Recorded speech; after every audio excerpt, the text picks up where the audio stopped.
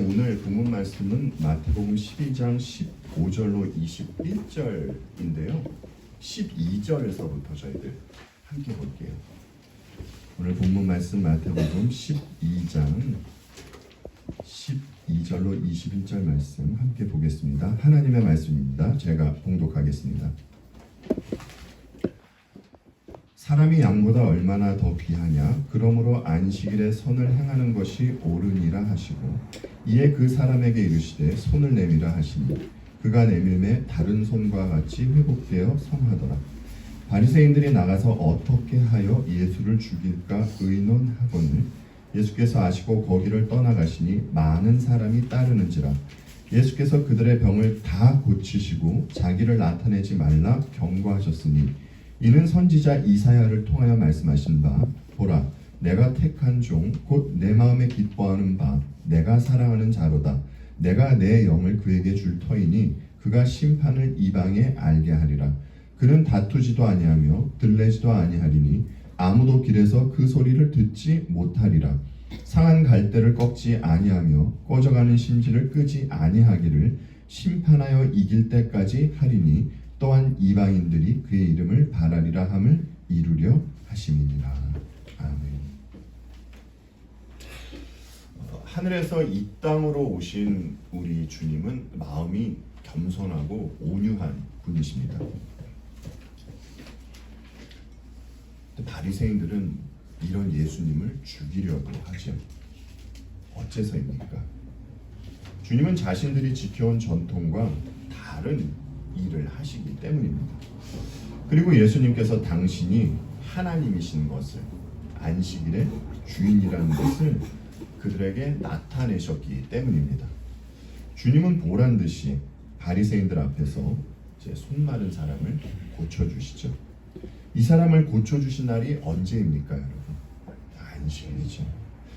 그런데 주님이 그를 고쳐주신 사건은 단지 그의 아픈 손만 고쳐주신 것으로 그친 것이 아닙니다. 그가 손이 회복되면서 그의 삶 자체가 회복되기 때문에 사실 주님은 그의 삶을 회복시켜 주신 것입니다. 언제요? 안식일에요. 주님은 당신께서 택하신 이가 안식일날 진짜 안식할 수 있게 해주신 것입니다. 그런데 바리새인들은요, 이 사건을 보고 그들의 마음이 더 완악해지죠. 그들은 분노해야 합니다. 그래서 안식일에 선을 행하신 우리 자비하신 예수님을 죽이려고 하는 것입니다. 오늘 본문 15절 말씀만 다시 한번 볼게요. 예수께서 아시고 거기를 떠나가시니 많은 사람이 따르는지라. 예수께서 그들의 병을 다 고치시고. 예수님께서 아신다는 것이 무엇을 아신다는 것입니까? 바리새인들이 당신을 죽이려고 한다는 것을 안다는 것이에요. 그런데 주님은 온유한 분이시지만 동시에 또 담대한 분이십니다. 죄 앞에서는 무서운 모습도 보이는 분이 바로 우리 주님이세요. 이런 주께서 왜 바리새인들이 있는 곳에서 떠나시는 것입니까?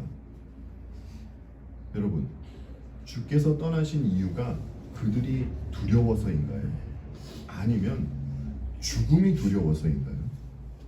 아니죠. 주께서 하실 일들이 있기 때문입니다. 오늘 본문을 보면 주님의 회당에서는 나오셨지만 날은 같은 날로 보여집니다. 이 날도 안식일이라는 것이죠. 그런데 본문 15절 후반부를 보면 예수님께서 그들의 병을 다 고치시고 라는 말씀이 있어요. 주님은 계속해서 안식일 날에 사람들의 병을 고쳐주신 것입니다.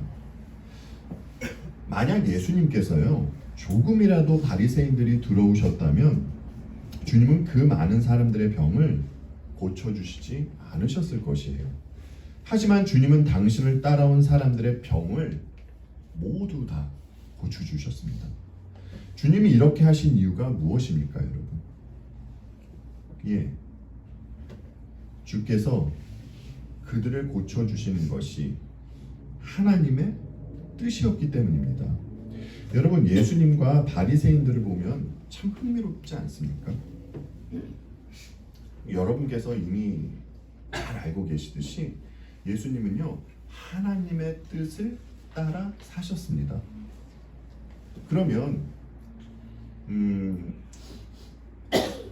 항상 예수님과 대립각을 세우고 있는 바리새인들은 어땠겠습니까, 여러분? 예, 바리새인들도요, 하나님의 뜻을 따라 살려고 했어요. 자신들 나름대로요.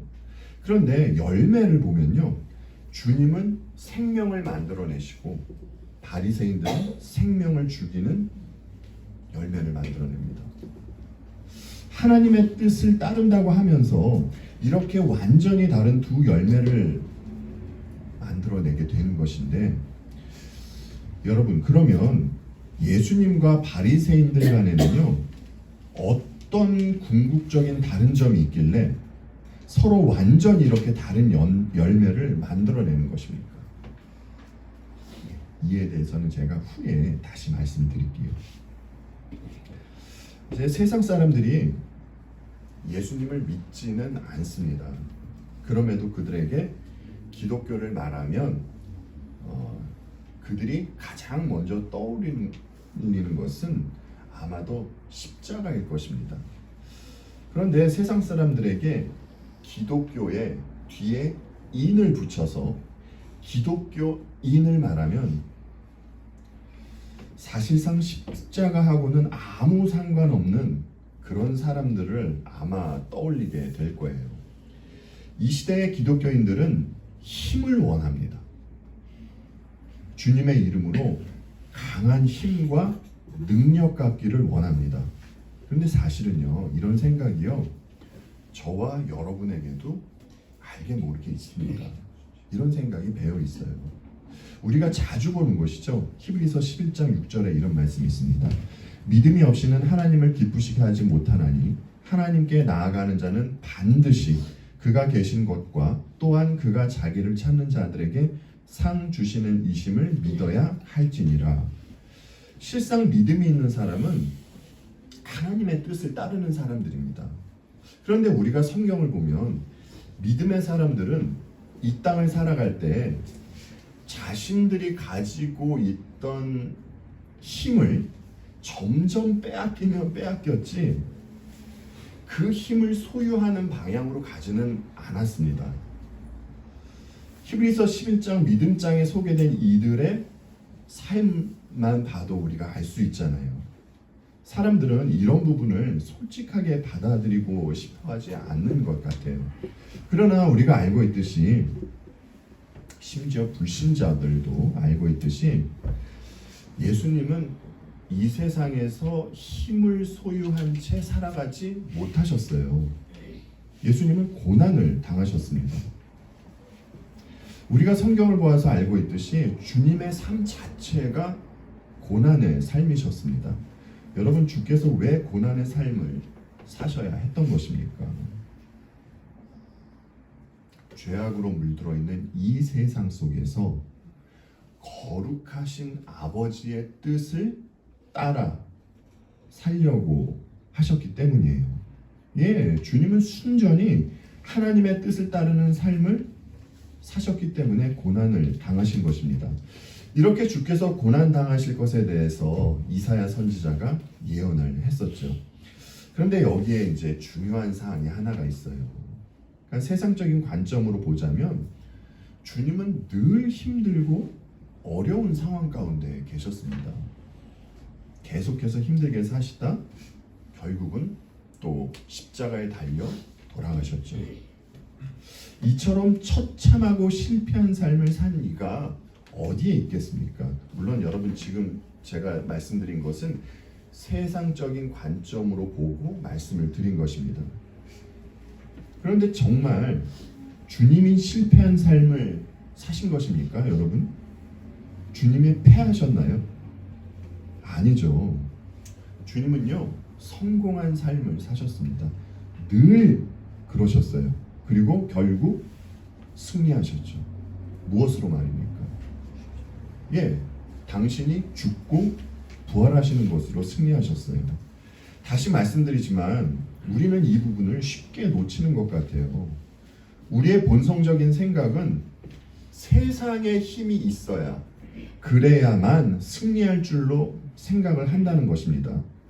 그래서 어떻게 해서든지 어떤 모양이 되었든지 남보다 더 많이 가져야 하고, 남보다 잘나야 하고, 스펙도 좋아야 하고, 남 위에 올라서려고 하는 것이죠.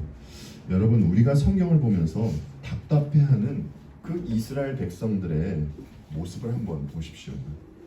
하나님께서 그들을 왜 광야로 이끄셨겠습니까? 그들의 잘못된 욕망, 애굽을 의지하려는 그 노예 근성을 없애시기 위해서입니다. 하나님만 의지하는 자들로 지어가기 위해서 하나님은 그들을 광야로 이끄신 것이죠. 그러나 하나님의 인도하심을 받으면서도 그들에게 끊임없이 나왔던 모습이 무엇입니까? 여러분, 이스라엘 백성이 이방 사람을 보면서 뭘 부러워했죠? 그들을 풍요롭게 해주는, 그 이방인들이 섬기는 이방신을 부러워했던 것이잖아요. 그래서 이스라엘 백성들이 여호와 하나님과, 차마 여호와 하나님은 버릴 수 없고 여호와 하나님과 이방신을 동시에 섬기면서 우상 숭배를 한 것입니다. 사람은 본성적으로 세상의 힘을 가지고 싶어 합니다. 그것을요, 너무나 사랑하죠. 그리고 세상의 힘을 가지고 있는 존재 앞에서는 무릎 꿇게 되어 있습니다. 그러니 보십시오. 세상의 힘하고는 전혀 상관이 없이 자신의 손으로 죽일 수 있는 그 하나님, 그 하나님이 달린 그 십자가 앞에 누가 무릎을 꿇겠으며 그 하나님을 누가 반기고 좋아하겠습니까? 자신들의 손에 의해서도 죽는 그렇게 힘없는 메시아는 필요 없다는 것이 세상의 관점인 것입니다. 그런데 이것은 비단 이스라엘 백성만의 모습이 아닙니다. 여러분, 베드로도 그렇잖아요. 예수님을 주님으로 모시고 따르면서도 정작 주께서 십자가를 지신다고 하셨을 때 그는 주님의 뜻을 받아들이지 못하고 주님께 항변합니다. 세상은 힘으로 적을 제압하고 제압한 곳에 깃발을 꽂는 것을 승리로 생각을 합니다. 사실 이 생각이 이스라엘의 생각이요, 베드로의 생각이요, 또 저와 여러분의 생각입니다. 그런데 주님은 무엇으로 승리를 하셨습니까? 십자가로 승리를 하셨죠. 세상의 관점으로는 져 보이는 것으로, 망해 보이는 것으로 승리를 하신 겁니다. 여러분, 그렇잖아요. 세상에서는 죽는 것이 끝입니다. 여러분, 우리가 영화나 드라마를 보면 악당들이 사람들에게 뭐라고 얘기하면서 협박합니까? 죽인다 라는 것이잖아요. 그들이 이렇게 말하는 것은 이 땅의 죽음이 끝이라는 생각이 있기 때문에 이렇게 이야기를 하는 것입니다. 그런데 하나님은 세상의 끝이라고 생각하는 그 자리에서 이제 생명을 만들어내셨고 승리하신 것입니다. 이와 같이 주님의 승리는 힘에 의한 승리가 아닌데 주님의 자녀들 또한 이 자리로 인도받는 것이고요. 주께서 이루신 그 승리에 동참하는 삶을 살게 되는 것입니다. 여러분, 과거 이사야 선지자가 궁극적 승리를 이루실 우리 주님에 대해서 어떻게 묘사했습니까? 오늘 본문에서 마태가 인용한 것인데요. 이 부분을 함께 보겠습니다. 이사야서 42장 1절로 4절 말씀입니다. 내가 붙드는 나의 종, 내 마음에 기뻐하는 자, 곧 내가 택한 사람을 보라. 내가 나의 영을 그에게 주었은즉 그가 이방의 정의를 베풀리라. 그는 외치지 아니하며 목소리를 높이지 아니하며 그 소리를 거리에 들리게 하지 아니하며 상한 갈대를 꺾지 아니하며 꺼져가는 등불을 끄지 아니하고 진실로 정의를 시행할 것이며 그는 쇠하지 아니하며 낙담하지 아니하고 세상에 정의를 세우기에 이르리니 섬들이 그 교훈을 앙망하리라. 여러분 1절 이 시작이 내가 붙드는 나의 종이라고 되어 있죠. 여기서 종으로 번역된 단어는요, 종만 뜻하는 것이 아니라 종과 아들 둘 다의 뜻을 가지고 있는 단어입니다. 그러니까 예수님은 하나님의 종으로서 하나님께 순종하는 분이고 동시에 하나님의 아들이라는 이 이중적 의미를 이 말씀에서 지금 나타내고 있는 것입니다. 그리고 오늘 본문을 보면 종이 하는 역할이 무엇이라고 합니까? 그가 심판을 이방에 알게 하리라. 예, 심판을 이방에 알리는 것인데 정의를 알린다는 표현이 여기서는요 더 나은 것 같아요. 조금 전에 읽은 이사야 42장에서도 그가 이방에 정의를 베풀리라 라고 되어 있습니다. 그러니까 하나님이 종이 하는 역할은 잘못된 질서를 다시 바르게 회복시킨다 라는 것입니다.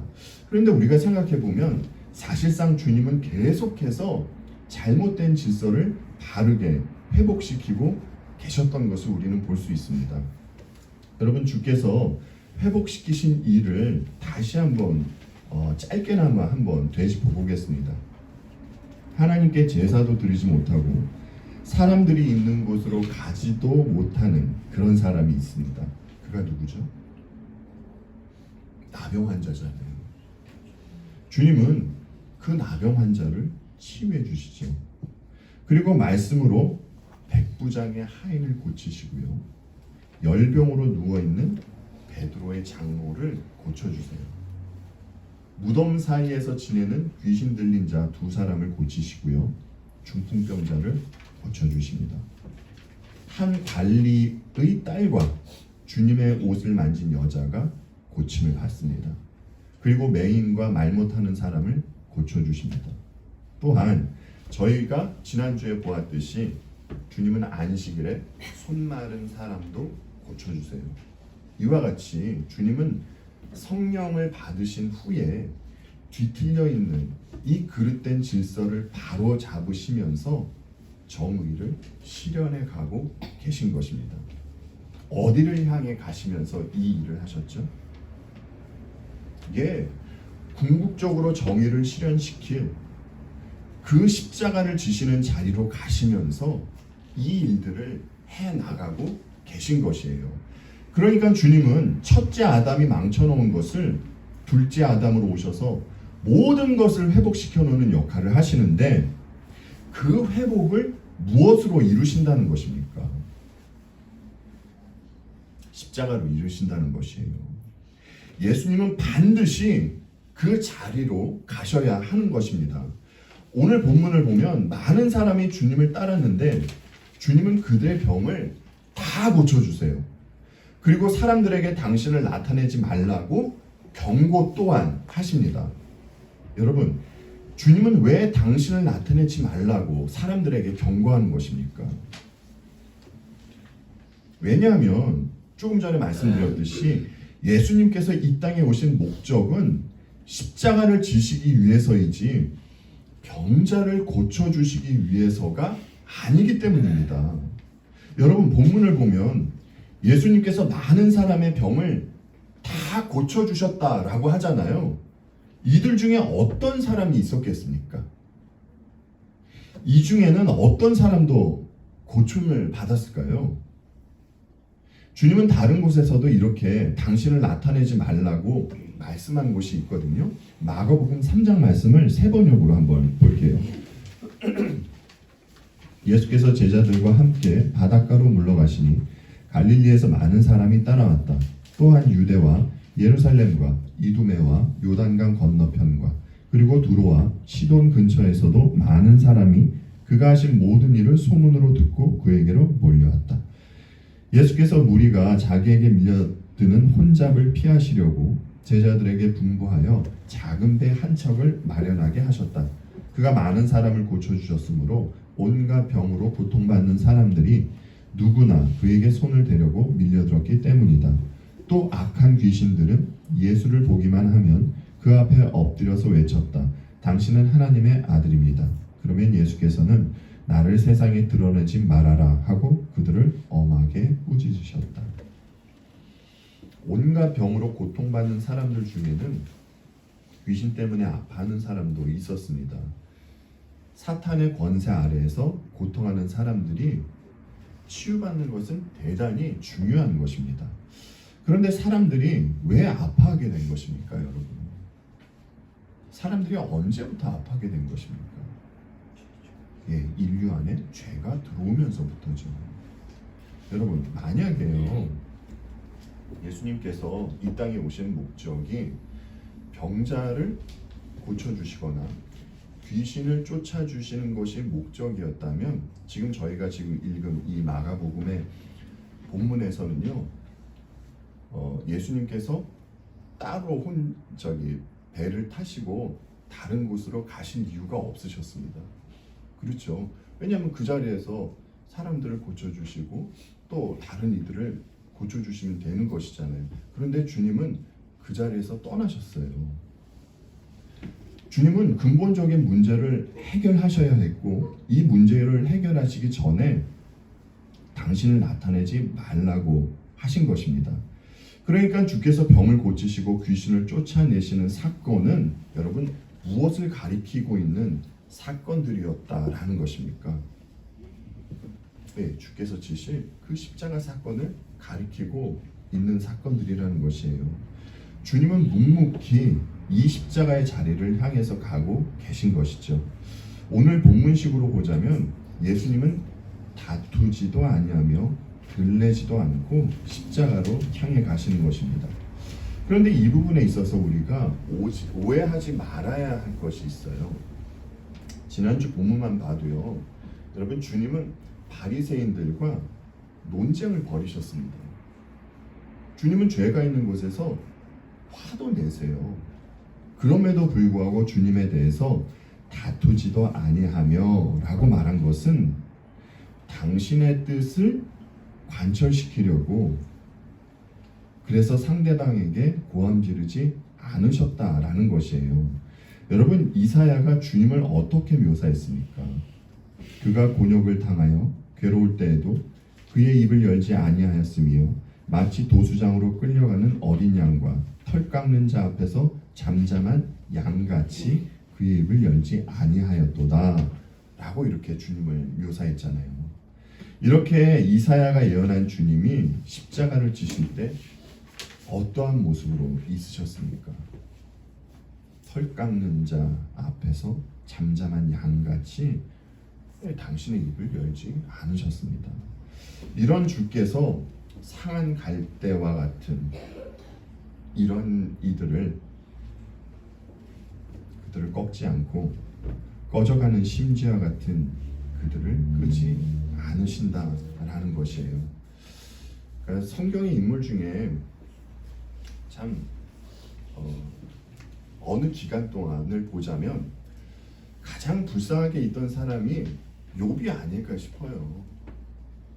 욥은 정말 그야말로 상한 갈대와 같이 그렇게 꺼져가는 심지와 같이 지냈습니다. 그는 몸뿐만이 아니고요, 영혼도 무척이나 아파했습니다. 이렇게 욥이 극심한 고통 가운데 있을 때 여러분 누가 그에게 찾아옵니까? 예, 욥의 새 친구가 찾아오잖아요. 여러분, 친구라 하면요, 아파하는 친구를 위해서 묵묵히 곁에 있어주거나 그를 위로해 주는 것이 당연한 것이잖아요. 그들이 친구 아닙니까?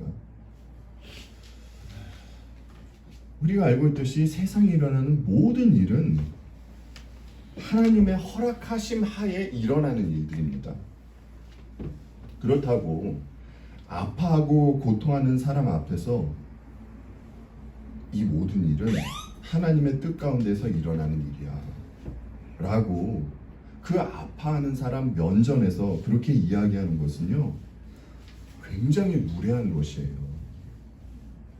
그런데 이런 이들이 너무나 많은 것 같습니다. 그리 아니하실지라도 막 이런 말 해가면서 말이죠. 무슨 일이 되었건 아파하는 사람 앞에서는요, 조용히 그 사람을 위해서 기도하고 묵묵히 곁에 있어 주는 것이 최고의 위로가 아닐까 싶습니다. 여러분, 주님도 우리들을 위해서 십자가를 지실 때 아무 말 없이 그냥 묵묵히 가만히 계셨습니다. 여러분, 사람들은 다 알아요. 저 사람이 하는 말이 진짜 나를 위해서 하는 말인지 자기를 드러내려고 하는 말인지 느껴집니다. 정말 인간은 때와 정수를 가리지 않고 자기를 드러내려고 하는 것 같아요. 차치하고요, 상한 갈대와 같은 욥에게 친구들이 어떻게 합니까? 그를 본의 아니게 그를 꺾어버리려고 하죠. 무엇으로 말입니까? 예, 율법으로요. 친구들이 하는 말을 들어보면 그들이 잘못된 말을 하지 않아요. 그러니까 그들이 하는 말은요, 다 하나님과 연관이 되어 있는 이야기입니다. 그런데 친구들이 비록 바른 말을 하는 것처럼 보이지만 실상은 그 말로 상대를, 욥을 어떻게 하고 있는 것입니까?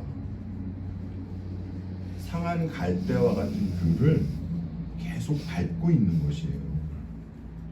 바리새인들이 안식일을 지키는 것처럼 보이지만 실상은 한 사람의 생명을 죽이듯이 말입니다.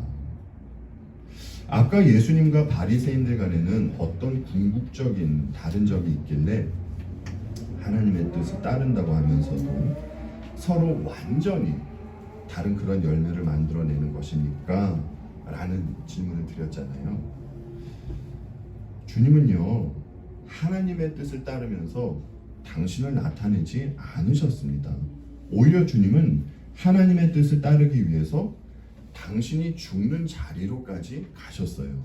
그런데 바리새인들은 하나님의 뜻을 따른다고 하면서 자기 자신을 드러내고 나타냈던 것이었죠. 자기 의를 나타내려고 하는 사람들은 자신과 같이 하지 않는 그런 사람에 대해서 손가락질합니다. 그리고 생각을 하죠. 나는 저들과 달라 라고 말입니다. 자기가 만들어낸 행위 뒤에서 이 생각을 하고 있던 자들이 바로 당시 유대인의 생각이요, 바리새인들의 생각이었던 것입니다. 그래서 나와 다른 저들, 이방인들을 포함해서 세리와 창귀와 같은 이들은 심판받아 마땅하다라는 것이 죄악으로 물들어 있는 그들의 생각이었던 것입니다. 꺼져가는 심지와 같이 아무런 가치 없는 저들이라고 이렇게 생각을 하면서 말이죠. 그러나 주님의 생각은 그들과 달랐습니다. 주님은 그들 가운데서 어떤 무리를 가치 있게 여기시고 이제 그들을 회복시켜 주시죠. 어떻게 말입니까? 예, 당신께서 죽으시면서 그들을 회복시켜 주세요.